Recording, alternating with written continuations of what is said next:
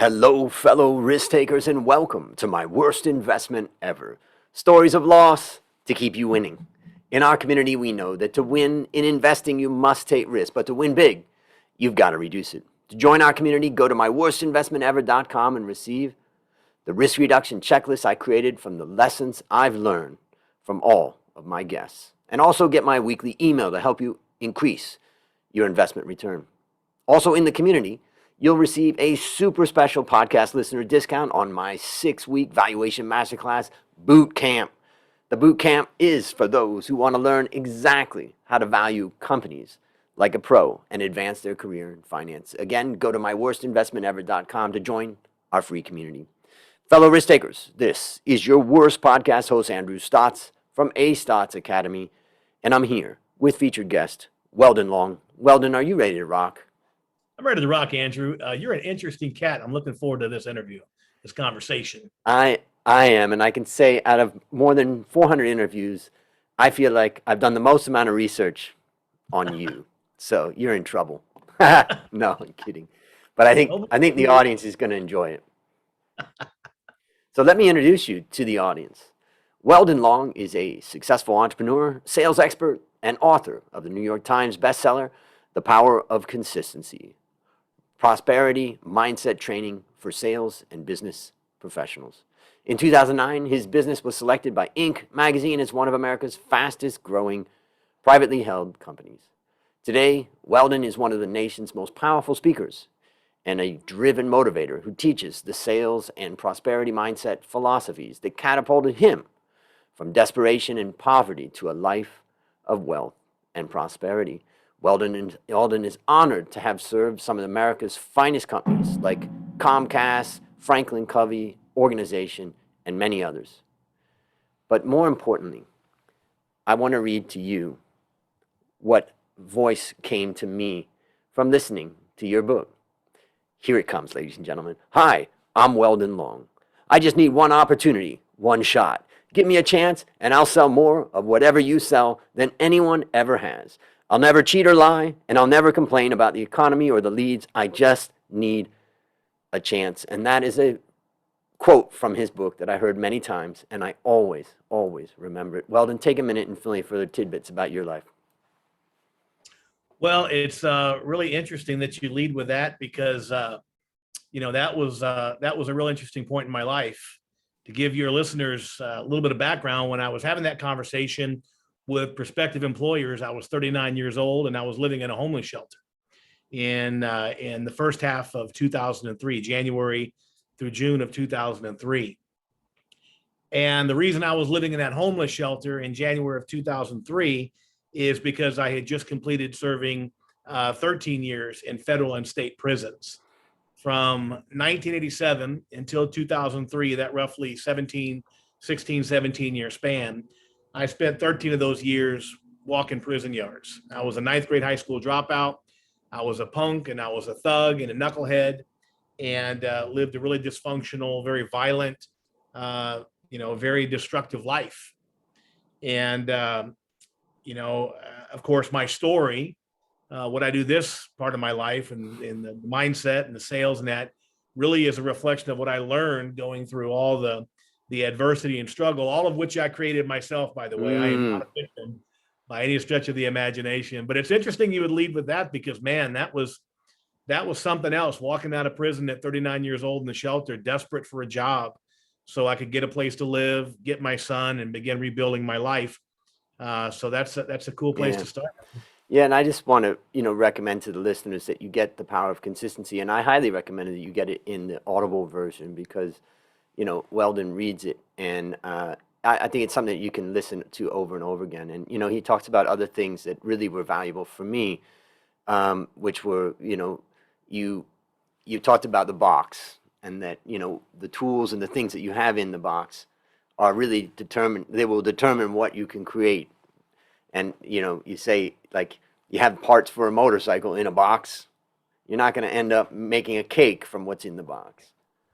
Right. And so, there's just so much stuff. So I highly recommend for the listeners to hear that. I also, I can relate in some ways. I went through a addiction basically, and I was kind of locked up to some extent, a very different type of lockup, in 3 different rehabs when I was young. And when I was 17, I got out and I graduated from high school, and I was sober. I had been nearly a year off of drugs and alcohol and all the destruction and violence and other bad things that were going on, and I was free, and I felt a lot like how you felt, you know, out there trying to make my mark. My track record was pretty crap. I had destroyed that in a lot of ways. I didn't have any money to go to university. There's no way I could do that. I just, had to go out. And I worked in factories, and I took any job I could really at the time to try to survive. But I had one thing, and that is I had my happiness and I had my freedom. And, there's a point in your book where you're running from the bus stop to the halfway house to get in before 6 p.m. And the penalty of not being there by 6 p.m. was going back to prison. And, that just hit me. I mean, I tell you, I've cried a few times listening to that. So, there's just a lot I could relate to. And I think for anybody out there who's struggling and suffering, Weldon, the way he just talked about it was that was a whole nother part of his life. Of course, the criminal aspect, but then that whole recovery from that, the power of consistency, and you do so much more nowadays. But it's just, it's a great tool for anybody out there who's struggling right now. Well, I appreciate that, Andrew. And, there are some kind of poignant parts of really my first book also, The Upside of Fear, which is the autobiography of the story, the power of consistency and consistency selling that you've mentioned here. And, it's so amazing to me because as you're talking, Stephen Covey was one of my mentors and a very dear friend before he passed away. And when I first read The 7 Habits of Highly Effective People, I was the guy sitting alone in the prison cell. And that book was kind of the seminal book that set me on this journey. I was in federal prison. I'd already done about 6 years in state prison. Now I was in 1996, I was in federal prison, and my father passed away. That was kind of my moment of clarity, kind of my, epiphany that I had to change my life. And I picked up a copy of The 7 Habits, and in that book, Dr. Covey, talks about, your circle of influence versus your circle of concern. And most people go through their life focused on the things they're concerned about, but over which they have no control. Right. And they're focused on, the economy or the competitor or the weather and things they don't control. And he talked about if you focus on your circle of influence, which of course is ourselves, right, that circle of influence will expand. And I remember reading that. I was sitting in a prison cell, and my circle of influence at that time, Andrew, was so small that I didn't influence what time I ate or what time the lights came on or off, right? I had ceded all of that ability and influence to the federal government and the state government at various points in my life. And I remember Dr. Covey said, if you just focus on yourself, you focus on what you can change, that circle of influence will expand. And I read that in 1996. And here we are some 25 years later, and we sit across the world from each other. You in Thailand, happen to be in San Diego this week. And, it's like, I'm thinking, wow, that circle of influence here, it's having an impact on you halfway around the world. And as you mentioned, listening to the audio version of that with your mother, like, who would have thought that some knucklehead sitting in a prison cell 25 years ago would say something at any point in his life that someone of your position, your notoriety, your success in life would be impacted by those words. It's just, it's unbelievable to me. And it was just such an example of what Dr. Covey talked about. Yeah. And my eyes are welling up with tears just thinking about it. And I think for the listeners out there, there's a couple lessons to take away. First, I always say, and my mom taught me this, never give up on somebody that you love who's in trouble. I had my mom not giving up on me, and it helped me, tremendously. But it also means that as you are sitting there in your situation, no matter where you are, you're in the US, you're in Pakistan, you're in the UK, listening to this, and you're struggling with someone who is, having problems in their life, things change. Things can change. And Weldon is a great example of that. And things can change so dramatically that you go from having no impact to having global impact. So, take that. And also the same thing when I was in the depths of my addiction. There's not one person out there that would have predicted that I could have accomplished what I accomplished. So let's all take that as hope. And that's special, Andrew. But I just want to add to that, Yeah. that never give up on anyone, but don't forget that includes yourself. Don't give up on yourself, because I'm sure in the throes of your dysfunction all those years ago, there were times where you thought about checking out. One of the things I always tell people is, there's nothing wrong with falling down, because falling down is making a mistake. We screw up, we trip, and we fall. But there's everything wrong with laying down. And laying down is giving up. And so it's not just others that we need to make sure we don't give up on. We need to make sure that we never give up on ourselves. Yep. I just want everybody to hear that and remember that as we talk. The last thing I just want to talk about briefly before we go into your story is, just thinking about, what you can control and all that. It reminded me of, you talked about how in your business, what you decided to do was give a money back guarantee. And it was part of what you said really catapulted you above your competitors. And I'm reminded of a teacher I had when I was a 24-year-old guy named Dr. Deming. And Dr. Deming taught about quality. And I was just a young guy in the audience listening to him. And I later wrote a book about, what I got from his teaching called Transform Your Business with Dr. Deming's 14 Points. So he had a profound impact. But he always said something that kind of was confusing when I was young, but it's more clear now. He said, do not focus on your competitor. And I just didn't, I always thought, all we're doing so much in big business nowadays is benchmarking, well, they're doing that, their product has that, and ours has that. And when you only focus on your competitor, you miss the huge opportunities. And I think that story kind of taught a little bit about what I learned from Dr. Deming, is that you made a decision that, hey, we're gonna do this, even though nobody else is doing it. We know there's a cost. It's also going to reveal weaknesses that we have that we're going to have to fix, because we're going to be held accountable if we install I think it was an HVAC system or something, whatever it was that you were installing, and the customer wasn't happy, you had to uninstall it. So just maybe you could just link that together. Well, what a privilege for you to be able to study directly under Edwards Deming, just a fascinating and brilliant human being. And to me in business, when people are making a decision to purchase or not, to me, what they're really doing is they're evaluating the element of risk. And when the element of risk of making the wrong decision is high, then it makes it very hard for people to say yes. When the element of risk is very low, then it makes it very easy to say yes. And one of the examples I use, if you're at Walmart and you got a flashlight in your hand, you're thinking about buying it, it's $15.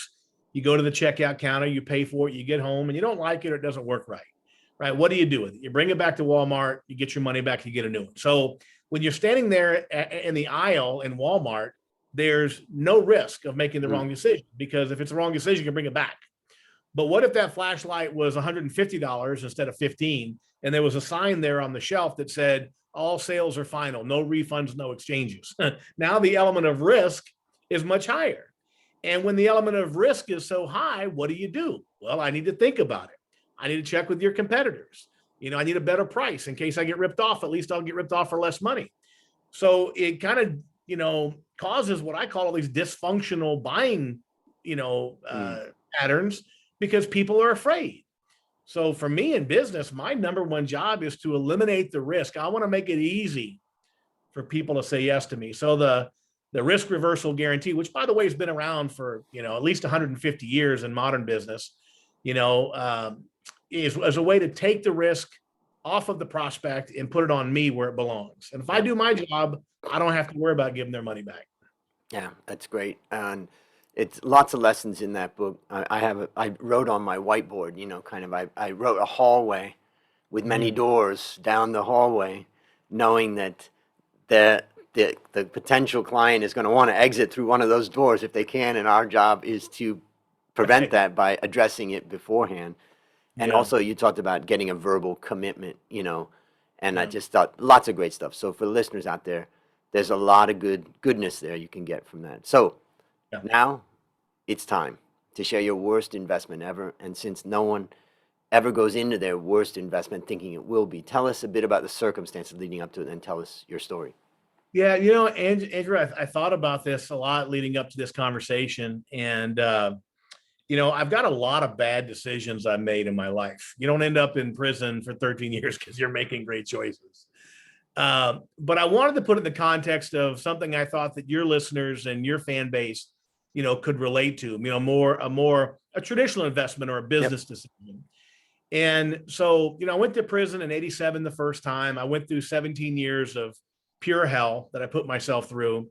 In 1996, about halfway through that, my father dies, and I set on this journey of changing my life. And my master plan, by the way, was to find out what successful people did and start doing that. That was almost a ninth grade high school dropout.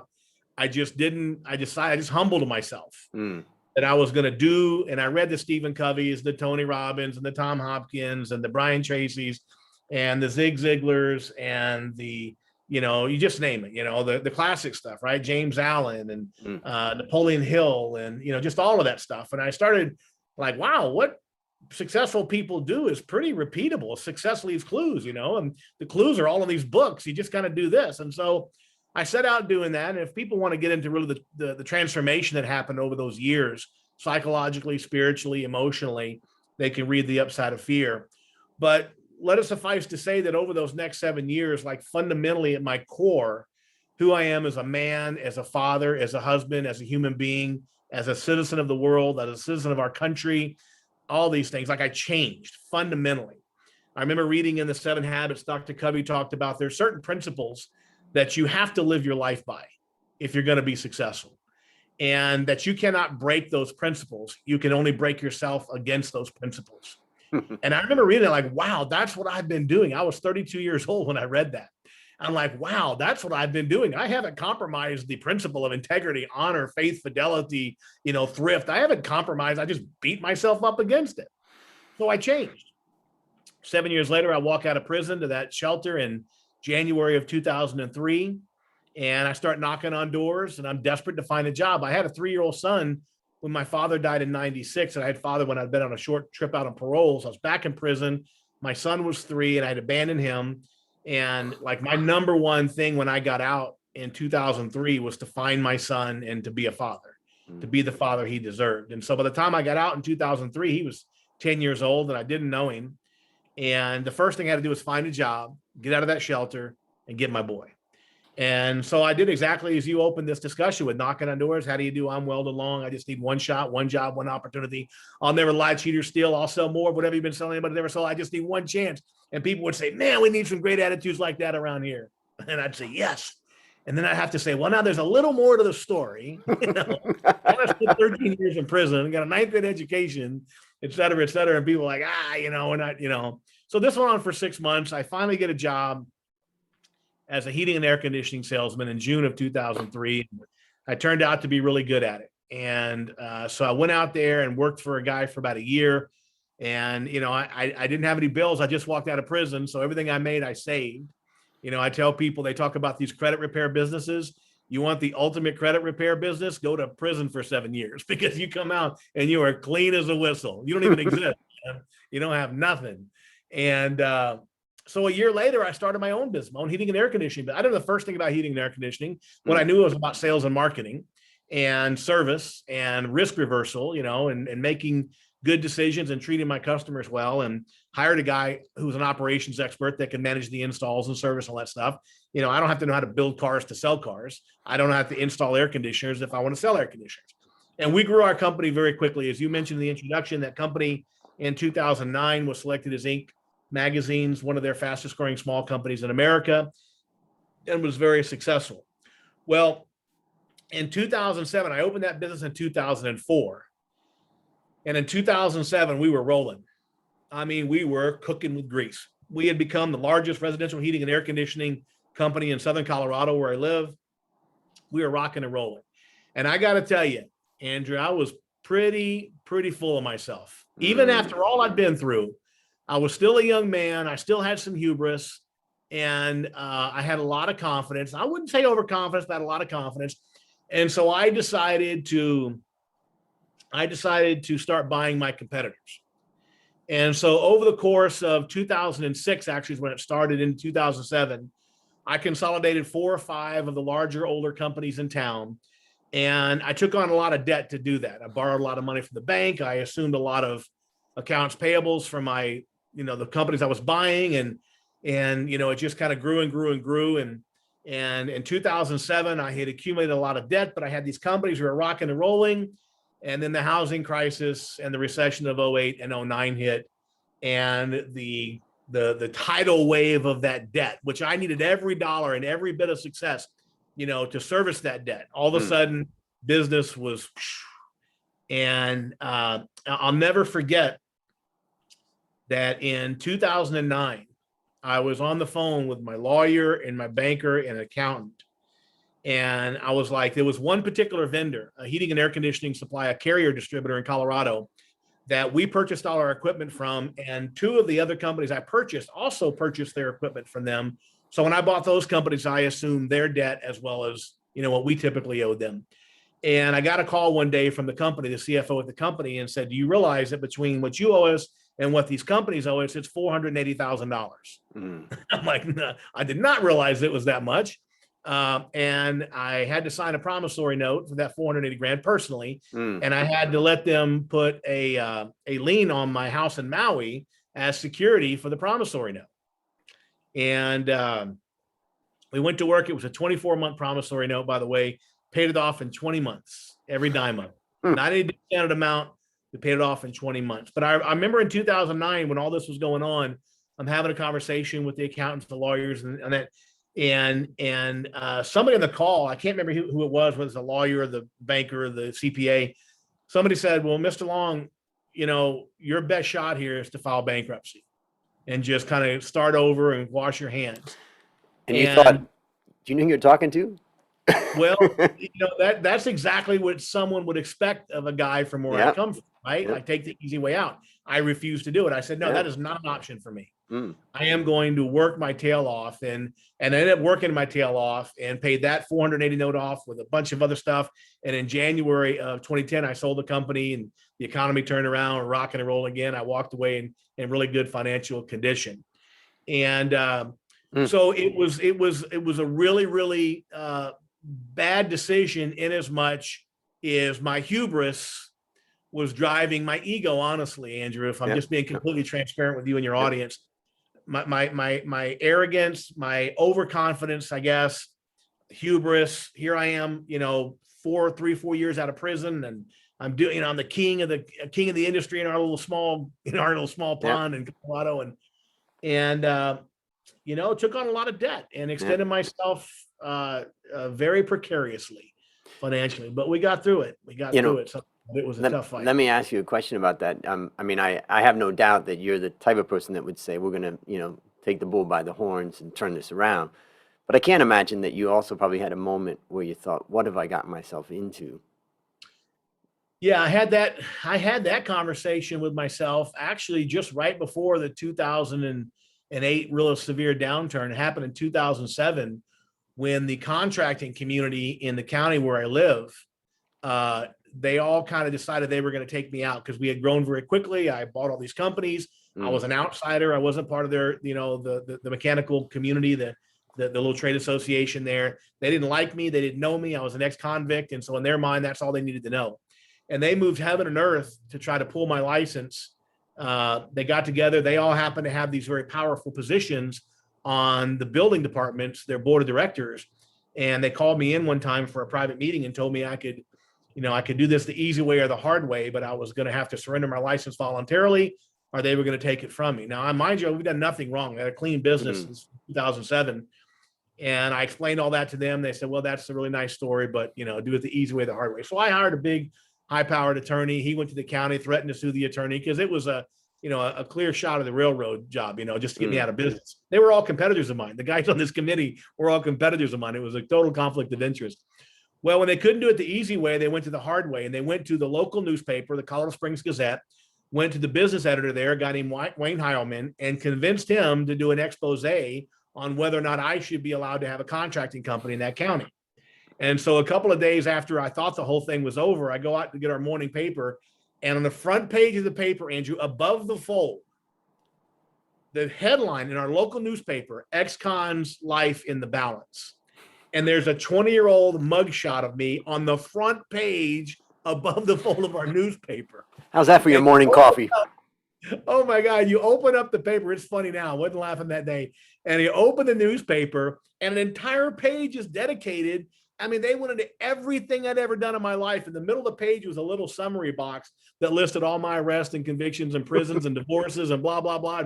I'll tell the story when speaking. People say, why didn't you sue? I'm like, shit was all true. Truth is an absolute defense. I can't sue the paper for a report, but it looks really bad when you have it all right there in black and white in one time without the context of me telling the whole story, you know? And so that's the kind of stuff that we had to deal with. And there were times I'm like, what in the heck am I doing here? I just, you know, and then on top of that, the following year, the economy crashed and it was just one thing after another. But yeah, there were some dark days, man. But, you know, as Nietzsche said, you know, that which does not kill us makes us stronger. And that was certainly the case in my life. You know, another thing you talked about being in prison and clearing out your debts and clearing out your life, you know, another thing is it's really hard to avoid the truth when you've really been through an awful situation, whether that's, in my case, drug addiction, locked up, you know, into 3 different treatment centers and disappeared basically from my neighborhood. You can't just come back and go, well, I was just taking a hike in the woods and, you know. So in some ways, like when there's a certain liberation, so when you see that article and you know it's true and you're not going to deny it, you know, there's... I never denied my story. I've always been very open about my story. But, you know, as Napoleon Hill wrote, the seed of equivalent benefit out of every bad situation, that was 2007. That's when I decided I'm going to write a book about my life so no one can ever try to extort me again, because that's what they were trying to do. Yep. And I sat down that December of 07 and I began writing the manuscript of The Upside of Fear, which turned into The Power of Consistency, which turned into Consistency Selling, and so on and so forth. Wow. So tell me, let's summarize the lessons that you learned. Yeah. Well, the big lesson I've learned in my life that I hope everybody takes away from this conversation is really encapsulated in the immortal words of Ralph Waldo Emerson and Napoleon Hill. Thoughts are things, right? Our expectations, our habitual thoughts create everything in our life. Nietzsche wrote that we attract that which we fear. In the Bible, Job says, that which I have feared has come upon me. Viktor Frankl in Man's Search for Meaning says, fear may come true. And we attract the things into our life that we fear the most, that we think about the most, right? Where your focus goes, your energy flows. And we don't have time to get in the whole, you know, neurological discussion about what happens in our brain when we are afraid of something, but that's what the books are about. Your listeners are welcome to check those out. So the big time lesson is thoughts are things, right? What you think is more important than you think. As I tell people, you better think about what you think about before you think about it. Right? What you're thinking creates your life. As far as the worst investment ever, the episode where I borrowed the money and incurred all this debt in 08 and 09 and the near total catastrophe financially for me. By the way, I'm in California now, but I came out here yesterday and on Saturday I had delivery of a brand new Ferrari Roma that I custom ordered. Took a year and a half to get here from Italy because of COVID and all that. And when I drove in the drive, my wife took a picture and took a video and I watched it. And I'm like, you know, and in fact, I posted on it. I'm like, work hard, stay focused, defy the haters, and eventually you're going to win. And I look at my life now today and I think about the stuff I've been through, the financial difficulty, the personal difficulty, all these different things, death, divorce, you know, financial problems, all these things. And today I look at my life, it's just so amazing. But here's the lesson that I learned from my worst investment ever. It's very simple. In business, and you're in a bad spot, you cannot steal your way out of it. You cannot cheat your way out of it. And you cannot borrow your way out of it. The only way out of it is to sell your way out of it. Because that financial jam that I was in 08 and 09, honestly, everything I thought I knew about sales up to that time was basically theoretical. We were good.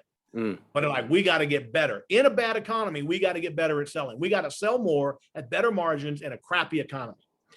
And that's when I began to develop sales systems for my sales team so that we just wouldn't rely on their talents and their skills. They had a lot of those things, but I gave them a system that was based on basic psychology, basic sales principles, basic business principles, value propositions, executing on those, right? You cannot cheat, lie, or borrow your way out of financial trouble. You got to sell your way out of it. And that's my advice to every entrepreneur, every company, right? Learn how to sell at great margins. You got to deliver the goods, right? Because salespeople, we're promise makers. Yep. The operations people, the promise keepers. And you got to be just as concerned about the promise keepers. Otherwise, you're a fraud. Otherwise, you're just snake oil, right? Otherwise, you're the Great Gatsby, right? You're just thin as the wind. Mm-hmm. Operations got to be there, but you got to sell it because nothing happens till something gets sold. So this is the point where I normally give my takeaways, but I'm going to leave that for right now because I've already shared a lot of those. And I want to go into what you just said, and maybe you can just give a little help on that. Let's imagine the listeners out there who are owners of businesses, running businesses. They're constantly torn between the selling and the operating. And, it's not just because, I like doing the operation more than I like doing sales. It's also that our operation is constantly falling apart, or our systems are not that great, or whatever that is. How does a leader get themselves to be able to move their focus onto that sales? Obviously, you had a fire under you that said, we're going to solve this through sales. But I'm just curious, what advice would you give that super busy person out there who is struggling and is kind of missing the point? It's just the sales, guys. Let's go. There's a great book. There's two great books I'm going to refer to. Both are associated with Franklin Covey. The first, of course, is The 7 Habits of Highly Effective People. But there's another book written by, it's through Franklin Covey, published it, I believe, a guy named McChesney. It's called The 4 Disciplines of Execution. And in the 4 Disciplines of Execution, Covey talks about this in The 7 Habits also, about how easy it is for us to get caught up in what they refer to as the whirlwind. And that's what you're talking, the whirlwind, right? I don't have, it's like, there's firefighting in business, right? The constant fires, phones ringing, upset customers, somebody wrecked a truck, somebody fell through a ceiling, somebody forgot to pay a bill. There's always the fires that we're putting out constantly, right? And then there's the fire prevention. The fire prevention is what Dr. Covey referred to in the 7 Habits about his 4 quadrants of time, was what he called quadrant 2 time: planning, prevention, preparation, and relationship building, right? Things that are not urgent, but they're very important, right? Because the things that are most important in our lives and our business are the ones most easy to postpone. Think about it for a second. Date night with your wife, going to the gym, right? Planning for your business, learning how to sell, the training, right? The things that are the most important are never urgent. Therefore, they're the easiest to postpone. And so quadrant 2 is planning, preparation, prevention. And I don't have time to get into the whole 7 habits, but read the book and study it, you'll learn it. But quadrant 2 is fire prevention. The problem is sometimes you're doing so much firefighting in quadrant 1, you don't have time to learn how to prevent the fires. Dr. Covey used to say this is being too busy driving your car to have time to stop and get gas, right? Eventually, it catches up with you, right? He was a brilliant man, very funny man, as well. So you got to find time to focus on the planning, preparation, prevention, right? And that's got to come from quadrant 3 and quadrant 4. Quadrant 3 is the quadrant of deception. It's things that seem important that really aren't. And then the quadrant of waste, which is quadrant 4, just wasting time. Yep. You got to look at your schedule and your life. You got to find the things that are in quadrants 3 and 4, and you got to find that time and devote it to quadrant 2, which is building the systems, the processes to help eliminate the whirlwind, right? And I'm not saying it's easy, but we don't have the luxury of only doing the easy stuff, right? Yep. We get to do the easy stuff and the hard stuff in life. So it's about finding the time. It takes discipline. In fact, Dr. Covey used to call this the habit of execution and discipline and integrity, because you got to set time for planning, prevention, sales training, building the systems, that type of thing in quadrant 2. And you have to have the integrity to execute around those priorities regardless of the whirlwind. Got it. So that's a very quick a discussion of a very complex topic, but I would highly recommend people read the 4 Disciplines of Execution and the 7 Habits of Highly Effective People to really get a thorough understanding of what it takes to do what you're talking about. I would also highly recommend for small companies, especially the E-Myth. Yeah, great. Because the E-Myth tells a brilliant little story about a bakery. And when you're a small company, you're wearing a lot of hats, but you still have to create your organizational chart and identify all the various functions of your business. Now, your name will be in every box initially, but you begin to recognize, okay, I like being in this box. You mentioned sales, for example, versus operations. Maybe I really like being in the operations, but I hate being in sales. Well, sales is the first place I gotta put somebody else's name. It helps you prioritize what you need to do next to grow. It's a brilliant book, The E-Myth. Yeah.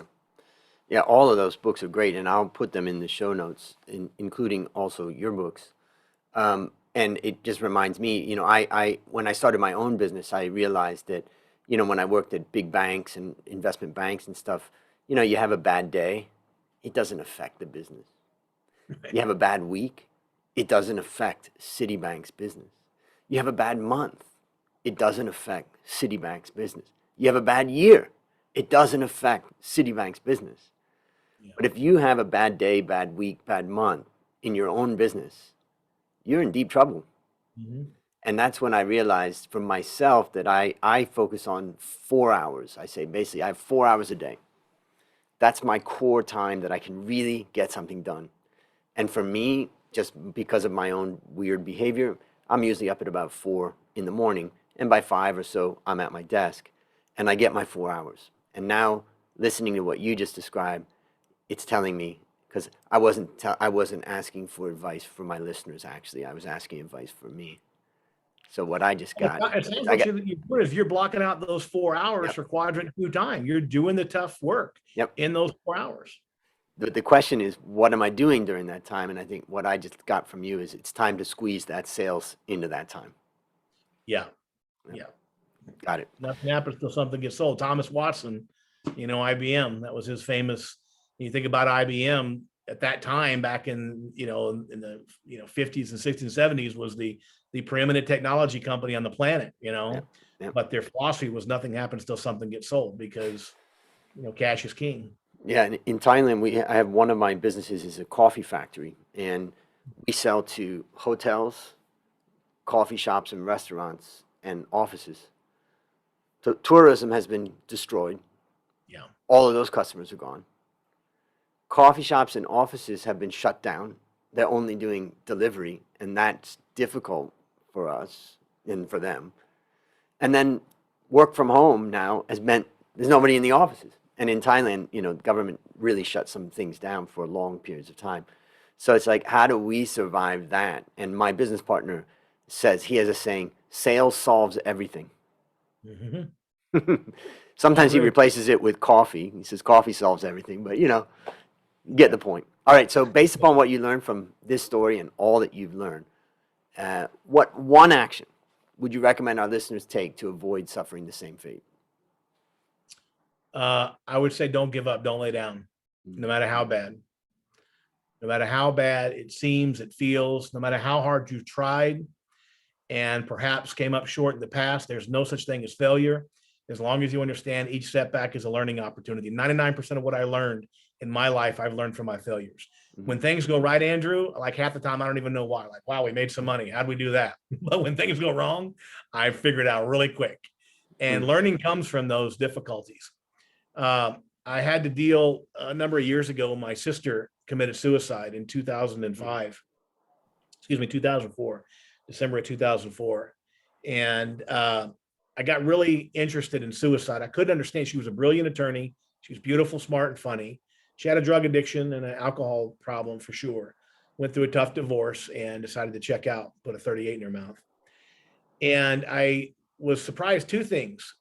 Number one, how many people are touched by suicide? Like, everybody I meet now has known somebody or dealt with. It's like, it's way more common than I thought.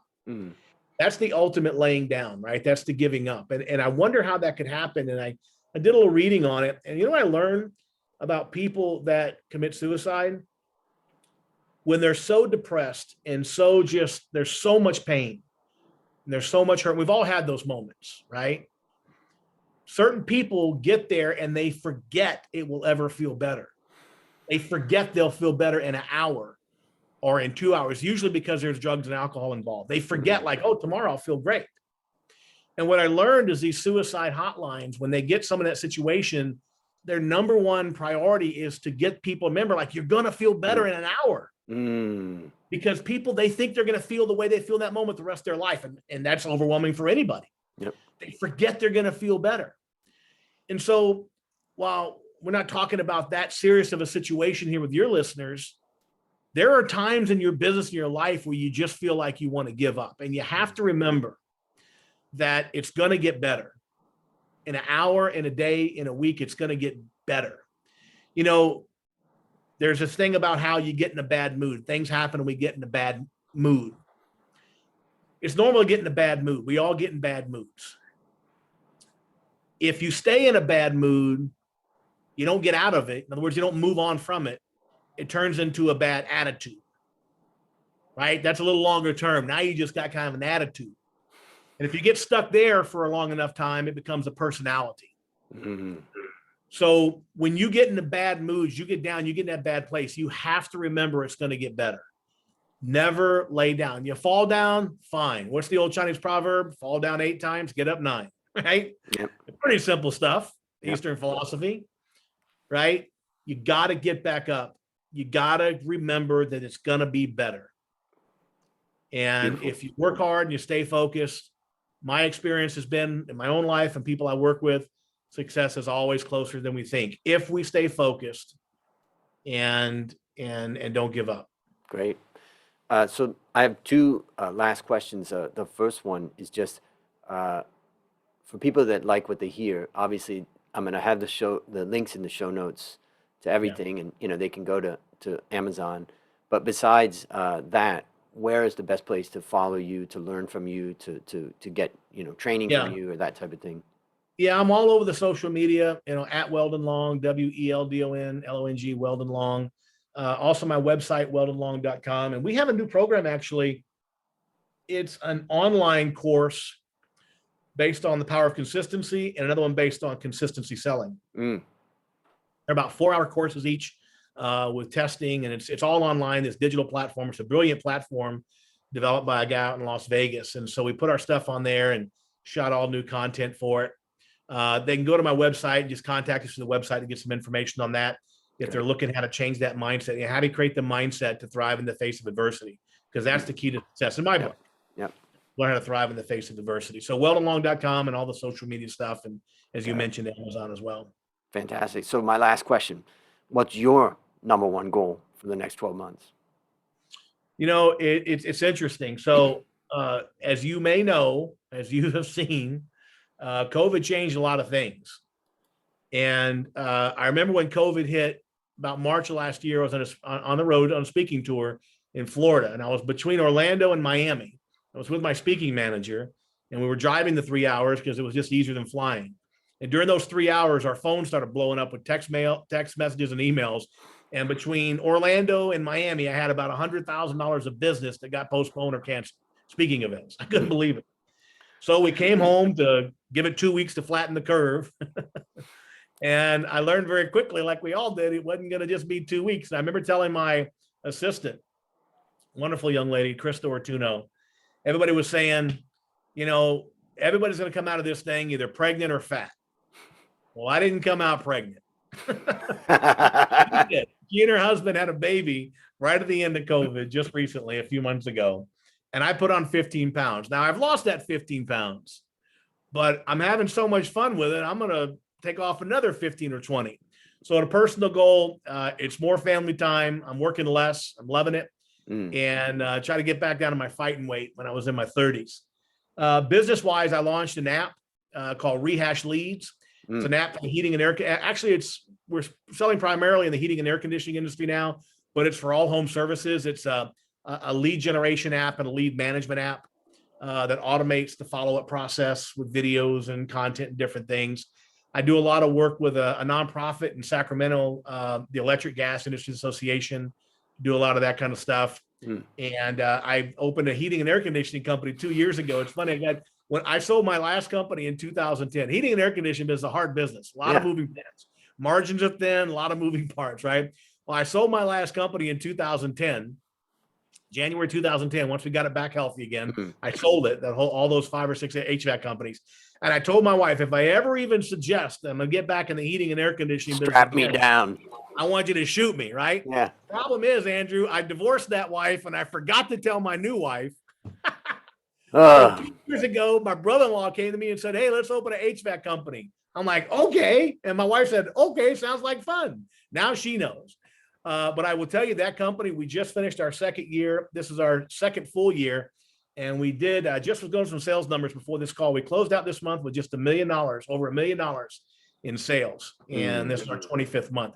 So we're growing that business quickly too. And it's a lot of work, but it's a lot of fun. So I've got some business stuff, some personal stuff. I fell in love with the RV life.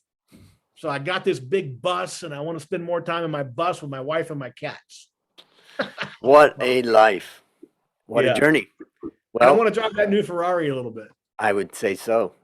Well, listeners, there you have it. Another story of loss to keep you winning. My number one goal for the next 12 months is to help you, my listener, reduce risk and increase return and actually even sales in your life. To achieve this, I've created our community at myworstinvestmentever.com. So join to get the special discount I mentioned before for podcast listeners to my 6 weeks valuation masterclass bootcamp. As we conclude, Weldon, I want to thank you again for coming on the show. And on behalf of A Stotts Academy, I hereby award you alumni status for turning your worst investment ever into your best teaching moment. Do you have any parting words for the audience? Your thoughts are things, right? Think about what you think about. And thank you so much, Andrew. I appreciate this. You're a very interesting person and just really enjoyed your story as well. And congratulations on all your success. The most successful people, you just proved my point. They always have some situation they overcame in the past, and you're just more proof of that. So keep up the great work, my friend. Thank you. And that's a wrap on another great story to help us create, grow, and protect our wealth. Fellow risk takers, this is your worst podcast host, Andrew Stott, saying, I'll see you on the upside.